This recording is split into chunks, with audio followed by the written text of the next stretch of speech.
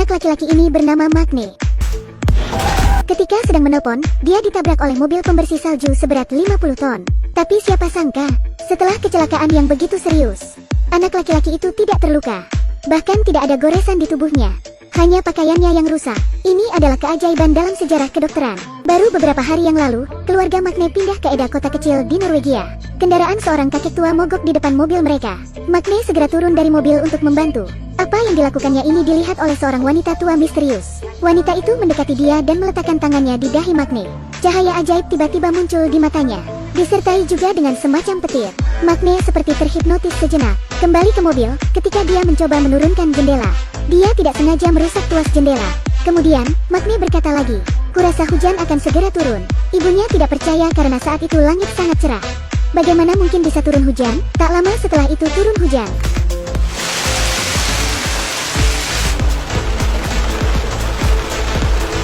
Ketika Magne tiba di sekolah, dia melihat roda sepeda teman sekelasnya sudah bengkok. Entah kenapa Magne merasa seperti dia bisa membengkokkannya kembali. Dan dia berhasil.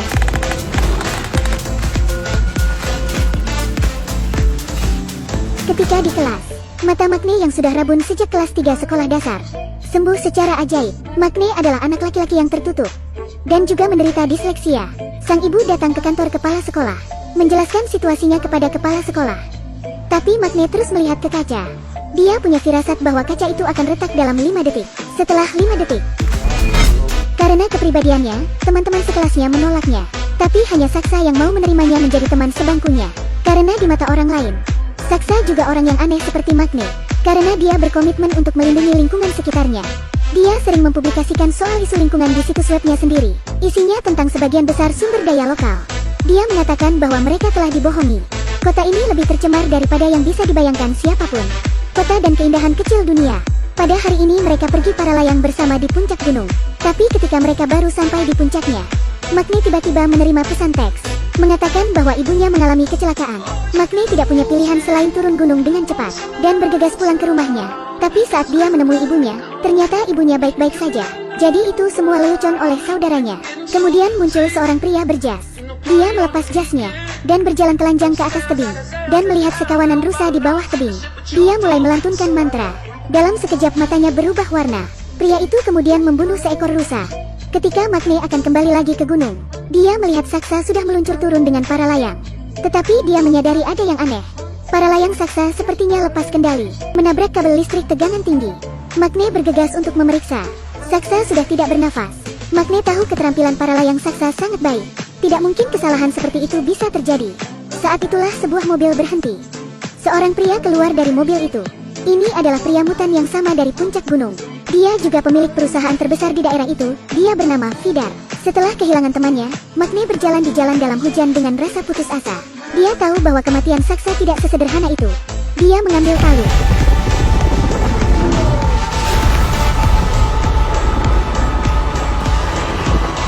Magne sedang membersihkan wajahnya. Ketika dia mendongak, dia terkejut. Dan Magne mencoba memastikan apa yang dia lihat di pantulan cermin. Dia tampak tidak percaya. Apa yang tidak dia ketahui adalah bahwa dia telah memperoleh kekuatan Thor. Baru kemarin dia melemparkan palu ke langit. Tiba-tiba banyak kilat dan petir menyambar. Kekuatan mengerikan macam apa ini? Keesokan harinya Vidar menemui ibu Magne. Dia mengeluarkan ponselnya dan bertanya pada ibu Magne. Dia ingin tahu bajingan mana yang menghancurkan mobilnya dengan palu.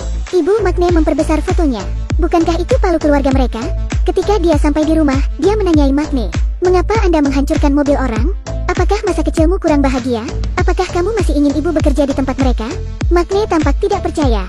Bagaimana palu yang dilemparkannya itu bisa melayang sejauh ini? Dia membuka peta digital dan mengukur. Jaraknya lebih dari 1.500 meter. Pemegang rekor dunia saat ini saja tidak lebih dari 80 meter.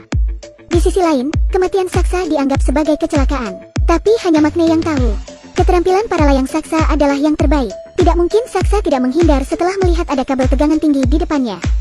Sebelum para layang, sesuatu telah terjadi. Saksa sudah tidak bernapas. Magne semakin yakin jika kematian Saksa ada hubungannya dengan Vidar. Dia datang ke tempat Saksa untuk memberi penghormatan terakhir. Tapi Vidar sudah ada di sana. Dia seperti sedang mencari sesuatu. Dia bersembunyi ketika dia melihat Magne.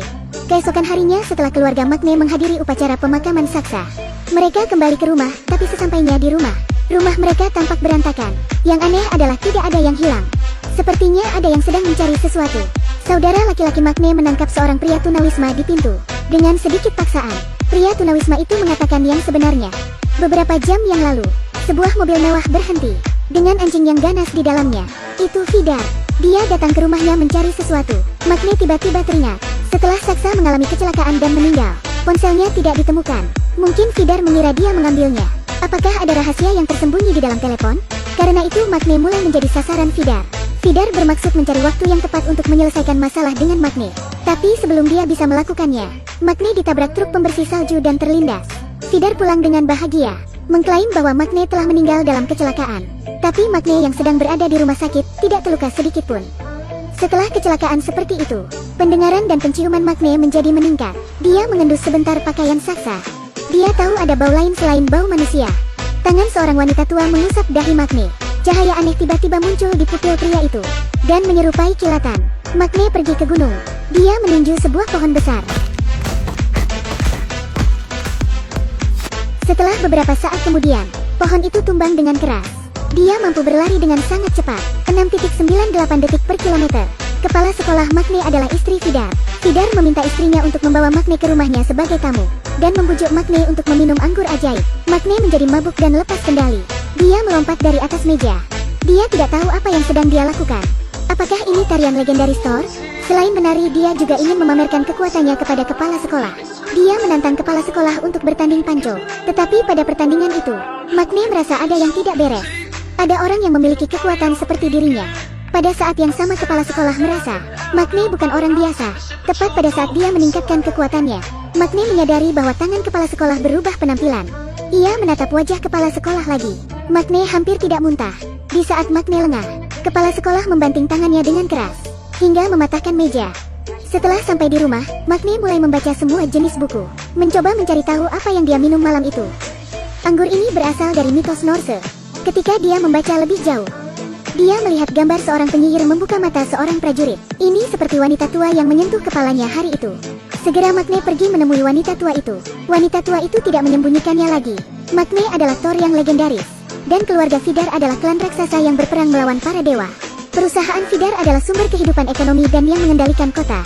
Perusahaan mereka membuang sejumlah besar zat terlarang di kota. Tapi seluruh kota terikat pada perusahaan Vidar, dan para penduduk berpura-pura tidak tahu akan hal itu. Wanita tua itu membuka kekuatan Makne. Itu karena kebaikan hatinya. Dia ingin Makne maju melawan Vidar. Sekolah mengadakan pesta berkemah. Vidar memanggil Makne untuk mengajaknya berbicara. Dia ingin menguji Makne lagi dengan bahasa para dewa. Apakah Makne raksasa atau Thor? Sepertinya Makne juga tidak menduganya. Dia tidak percaya kalau dia juga memahami bahasa para dewa. Dia membalas pertanyaan Vidar dengan tegas. Ya, saya bisa. Hal-hal yang telah Anda lakukan, jangan mencoba untuk menghindarinya.